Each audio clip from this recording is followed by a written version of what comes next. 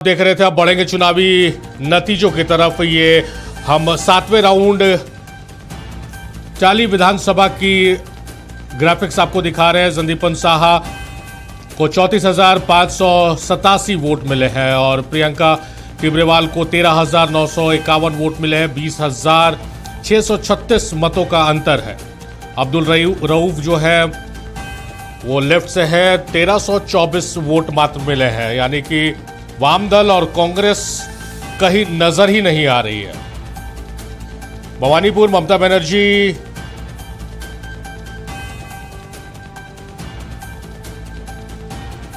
नतीजे आपको हम दिखा रहे हैं, राज्यवार भी दिखा रहे हैं, स्टेट वाइज भी दिखा रहे हैं और साथ ही साथ हम हॉट सीटों का भी जिक्र कर रहे हैं। ग्राफिक्स के माध्यम से अपने दर्शकों तक पहुंचाने की कोशिश कर रहे हैं और हमारे साथ बहुत खास पैनल जुड़ गया है। मेहमानों का तारुफ कराएंगे और चर्चा को आगे बढ़ाएंगे। शोभा यादव जी हमारे साथ है, बीजेपी की नेत्री है, बहुत स्वागत है शोभा जी। शशांत मुखर्जी हमारे नेता, बहुत स्वागत है आपका।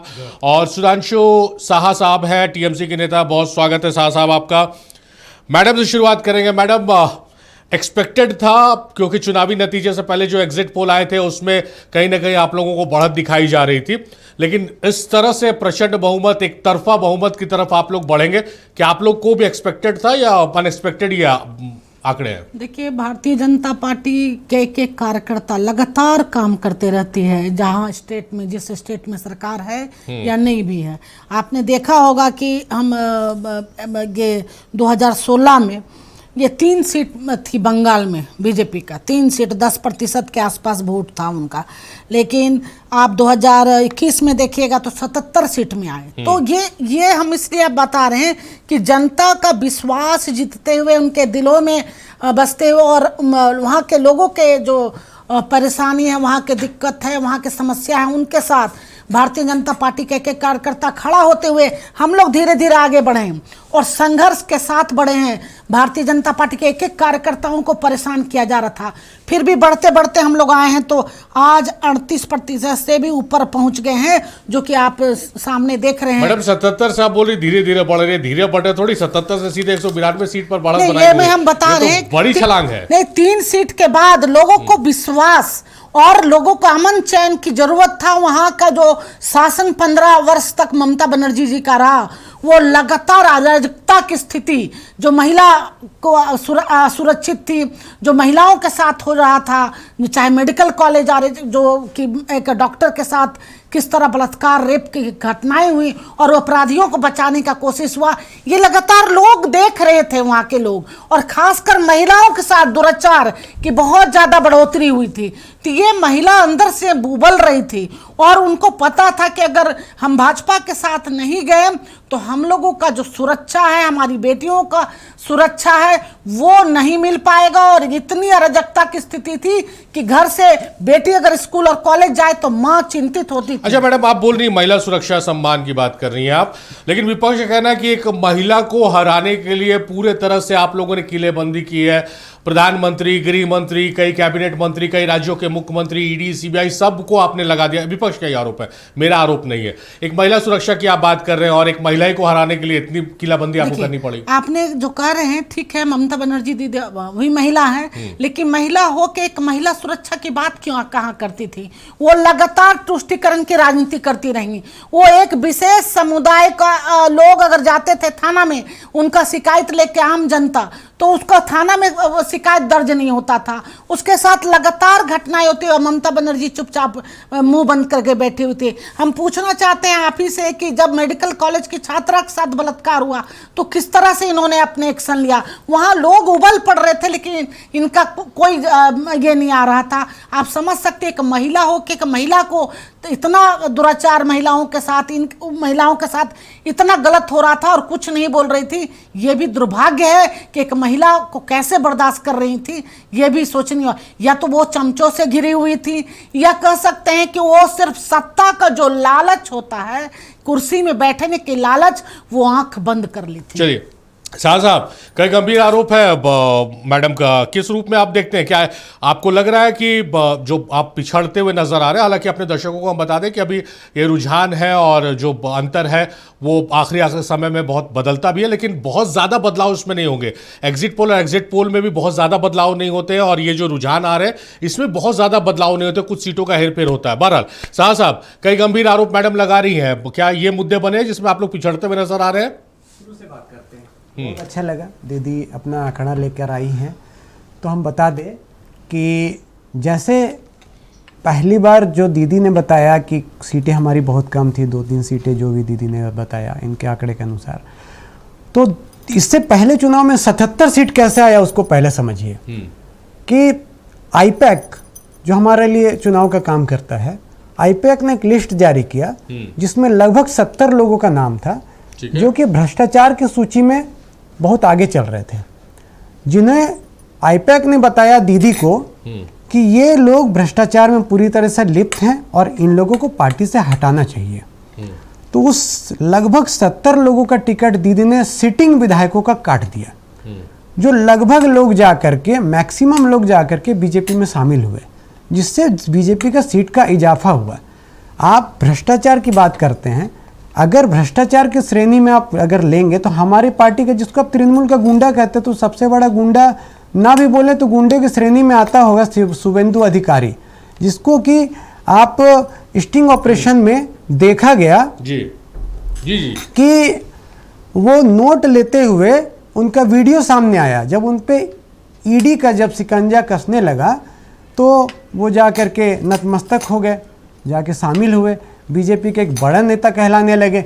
आखिर कहीं ना कहीं तृणमूल के ही सहारे बीजेपी जो है अपना पांव पसारने में आगे मतलब मदद मिला है बंगाल में।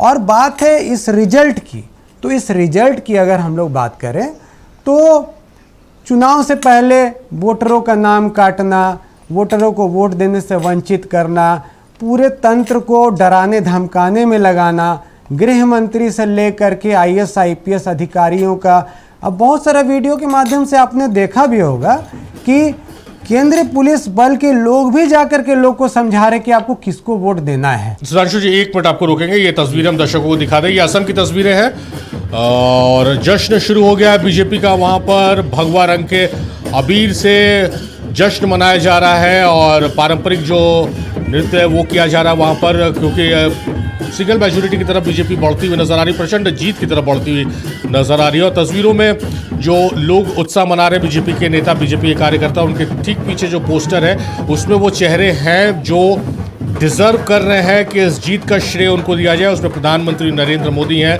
उसमें गृह मंत्री अमित शाह है, उसमें बीजेपी के राष्ट्रीय अध्यक्ष नितिन नवीन का चेहरा है। तो इन तमाम लोगों की मेहनत, रणनीति की वजह से ये चीज़ें मुमकिन हो पाई है। इन तस्वीरों के हम जिक्र कर रहे थे और इन तमाम लोगों की मेहनत और रणनीति की वजह से ये संभव हो पाया है कि बीजेपी तमाम राज्यों में, मैक्सिमम राज्यों में, 5 राज्यों में चुनाव हुए, मैक्सिमम राज्यों में प्रचंड जीत की तरफ बढ़ती आ रही नजर आ रही है। चलिए शाह साहब, जो मुद्दे हैं आप लोग कह रहे हैं, ठीक है, टीवी डिबेट और न्यूज़ मीडिया बाइट में या पेपर अखबारों में कॉलम में छपने के लिए आप लोग लगातार कहते आ रहे हैं, लेकिन ये मुद्दे नहीं बन पाए ना, वो लोग नहीं समझ पाए कि आप लोग क्या समझाना चाह रहे हैं कि बीजेपी क्या कर रही है, किस तरह से तंत्र का, जो आपका आरोप है कि तंत्र का मिसयूज किया जा रहा, लोग नहीं समझ पाए।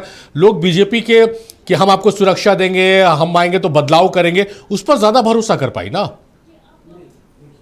जैसे कि आप बोल रहे हैं, जो तंत्र, जो मतलब केंद्र सुरक्षा समिति टीम को जो लगाया गया, आप बोल रहे हैं कि हम लोग निष्पक्ष वोट कराना चाह रहे हैं और भय मुक्त वोट कराना चाह रहे हैं। वो भय मुक्त वोट असल में एक नारा ही था। हमारे वोटरों को बहुत जगह बाधित किया गया, आपने भी देखा होगा वीडियो में, बहुत जगह बाधित किया गया, वोटरों को रोका गया।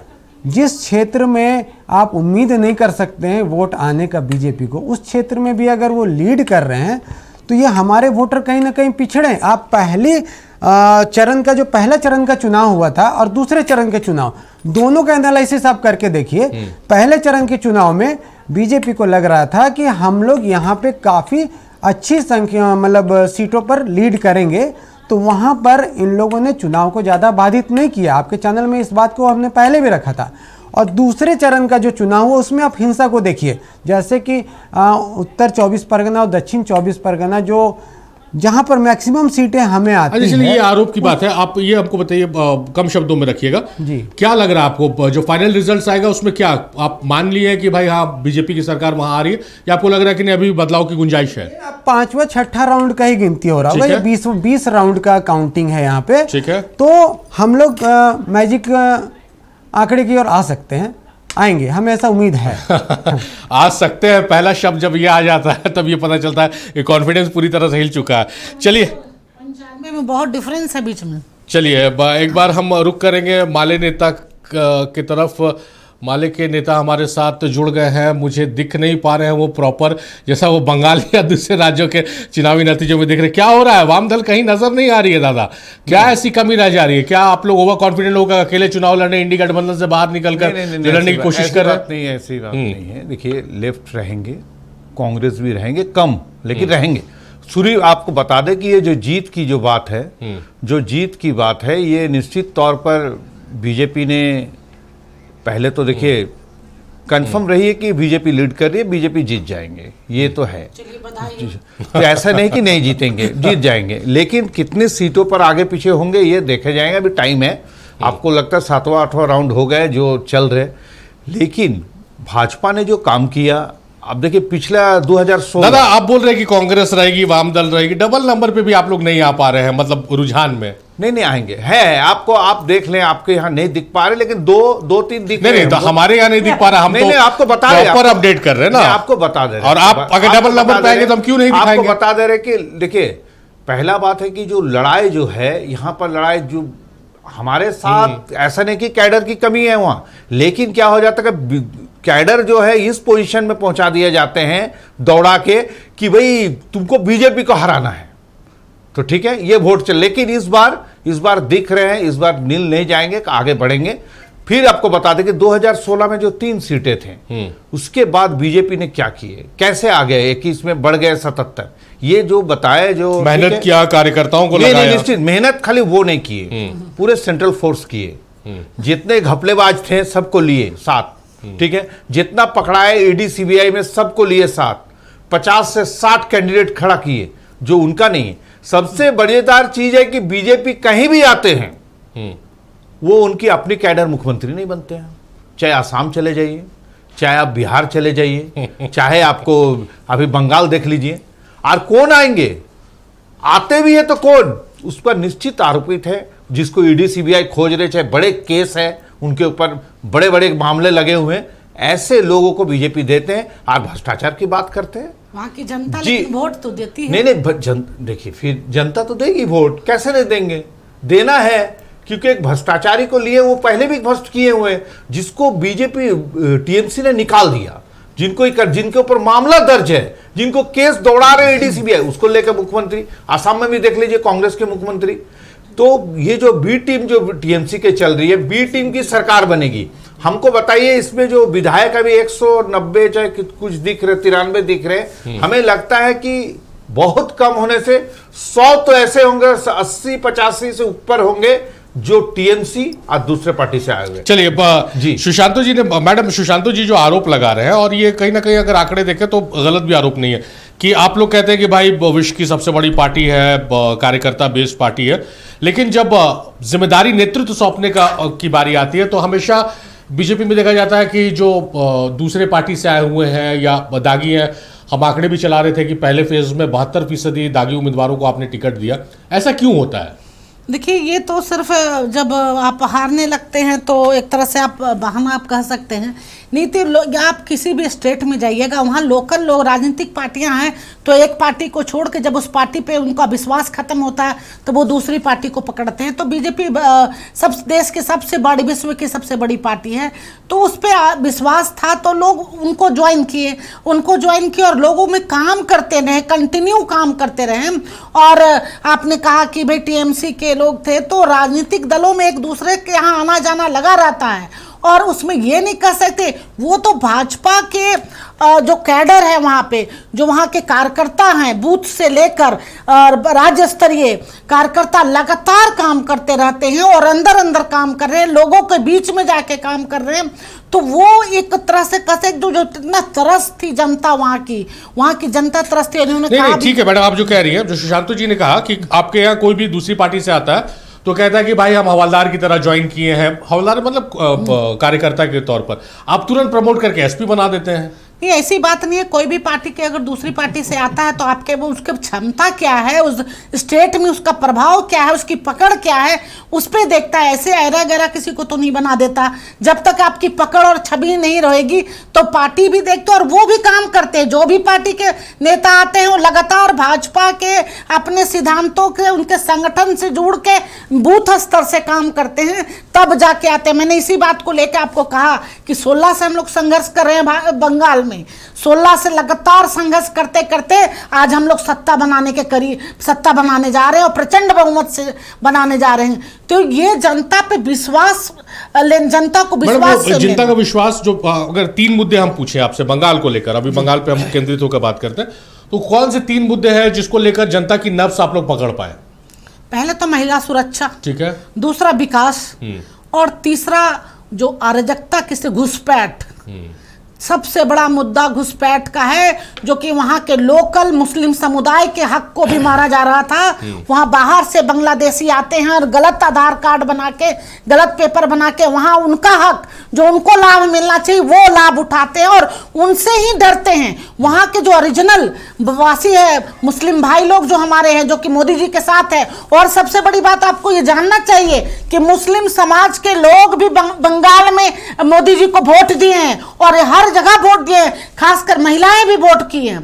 तो ये विश्वास जो था कि हमारा हिंदुस्तान, हमारा देश, और बाहर से आए हुए घुसपैठी यहाँ क्राइम कर रहे हैं, बहू बेटियों को इज्जत लूट रहे हैं और हमारा हक, हमारा लाभ वो उठा रहे हैं, तो उसको हटाया जाए। इसके लिए उन्होंने एक मोहर लगाया वोट के जरिए कि मोदी जी आप जो कर रहे हैं वो सही कर रहे हैं और हम आप पे विश्वास करते हैं। चलिए शाह साहब, अगर चलिए इसी को हम माने कि नतीजों की तरफ ये आंकड़े बढ़ रहे हैं, तो क्या 3 वो गलतियां आप मान रहे हैं कि टीएमसी ने की है, या फिर जिसमें बीजेपी हावी हुई? अब 3 गलतियों में, या 3 बीजेपी जिसमें हावी हुई उसमें ईडी, सीबीआई और सीआरपीएफ मत बोल दीजिएगा।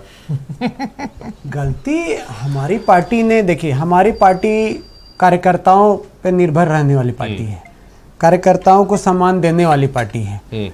आज अगर 15 साल हम लोगों ने जो शासन चलाया, इसके पहले भी जब आप देखेंगे कि 2000 में जब पार्टी का निर्माण हुआ था, 1999 1 जनवरी 1999 जब सिंबल हम लोग पास आया था, उसके बाद से आप देखेंगे कि हमारी पार्टी ने कार्यकर्ताओं पर ही सबसे ज़्यादा जोर दिया। और गलती हमारे तरफ से आप इसको क्या मान सकते हैं? हम लोगों ने न विकास कार्यों में, आप हमारे पास जब से सत्ता है 2011 से, उस समय स्कूलों की संख्या क्या थी, अभी स्कूलों की संख्या क्या है, हॉस्पिटल की संख्या क्या है, आप हर एक चीज को देख सकते हैं। अब देखिए, ठीक है, आप लोगों ने इतना बड़ा बदलाव किया, चलिए मान लिए, तो जनता क्यों नहीं देख पाई उन बदलावों को? नहीं, बदलाव देखिए, जनता ही बदलाव चाहती है। आप नए नए सपने दिखाएंगे, जैसे कि अभी 3000 का फॉर्म भराया जा रहा था एक अन्नपूर्णा योजना के नाम से, जिसमें मतलब लोग का पता, नाम और मोबाइल नंबर भराया जा रहा था। तो कहीं ना कहीं प्रलोभन दे करके भी लोग वोटर्स को कन्वर्ट करते हैं। महिलाओं के बीच आप रात के 3-3 बजे 2-2 बजे तक महिलाएं जो फॉर्म लेकर के भरवा रही है अन्नपूर्णा योजना। अन्नपूर्णा योजना आखिर क्या है? आखिर मोबाइल पर फोनपे के माध्यम से तो पैसा नहीं चला जाएगा, किसी का अकाउंट नंबर लिया नहीं जा रहा, तो प्रलोभन दे करके वोटर्स को कन्वर्ट तो आप लोग भी तो महिलाओं के लिए 5 योजना चला रहे हैं भाई। हम लोग 1500 का योजना हम लोग चला रहे हैं, ठीक है, लेकिन वो अच्छा है, हम अप्रिशिएट करते हैं कि महिलाओं के लिए, विशेष वर्ग के लिए योजनाएं चलनी चाहिए। अब 1500 अगर हम दे रहे हैं और कोई अगर 3000 देता है तो कन्वर्ट तो पब्लिक होगा ना।